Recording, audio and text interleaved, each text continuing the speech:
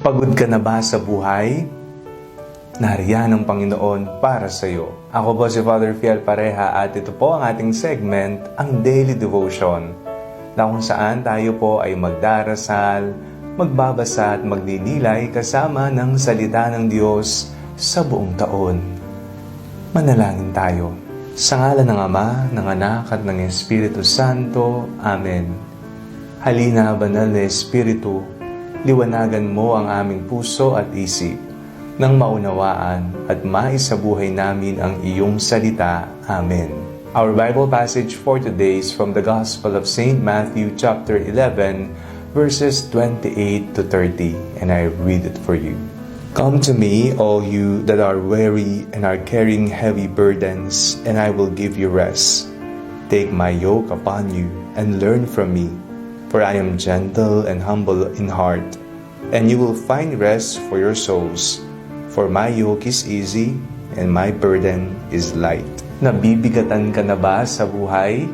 Ano ba ang mga pasan-pasan mo sa kasalukuyan? Ikaw ba ay pagod na, napapagal? Napakaganda po ng ating ebanghelyo sa araw na ito, sapagkat nariyan si Jesus na nagsasabi sa ating kung ikaw ay pagod na, kung ikaw ay napapagal na sa buhay, magtungo ka sa Kanya, sapagkat sa Kanya lamang matatagpuan ang tunay na kapayapaan, ang tunay na kapahingaan. Dalawang bagay ang ating kailangang gawin. Una, kailangan nating kilalanin ang ating mga luha.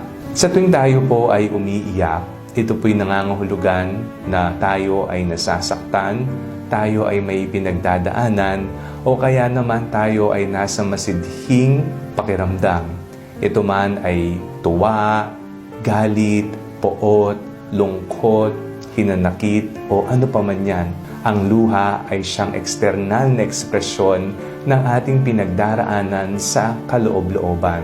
Kailangan nating yakapin ang ating mga luha, sapagkat tayo ay may mga mata. Hindi kabawasan ng pagkatao o ng pagkalalaki ang pag-iyak. Sa katunayan, ang mga taong umiiyak sa tuwing sila ay may pinagdaraanan o sa tuwing sila ay napapagal na, napapahiyaw sa buhay, ay tunay na tao.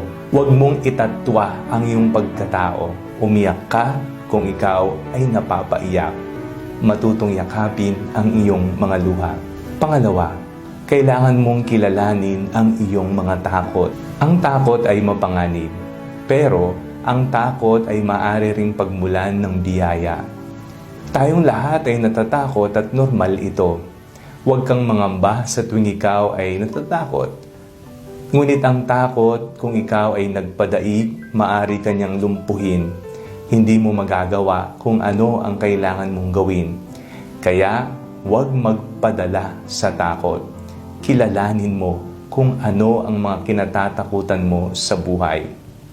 Yakapin ang luha, kilalanin ang iyong mga takot. Dahil ang mga ito ang nagbibigay sa atin ng pagod sa buhay. Ngunit pakinggan natin ang ating mga puso, sapagkat sa kaibuturan ng ating puso, nangungusap si Jesus na nagsasabi sa ating, halika, lumapit ka sa akin, ikaw na napapagal sa buhay. Manalangin tayo. Panginoong Hesus, maraming salamat po sapagkat tinatawag niyo po kaming lumapit sa inyo, lalong-lalo na sa mga panahon na kami po ay pasukuna at napapagal na sa buhay.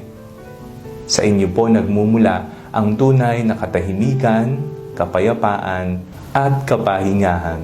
Amen. Sa ngalan ng Ama, ng Anak, at ng Espiritu Santo. Amen. Huwag po ninyong kalimutang i-like ang video ito, mag-comment po kayo and share it with your family and friends.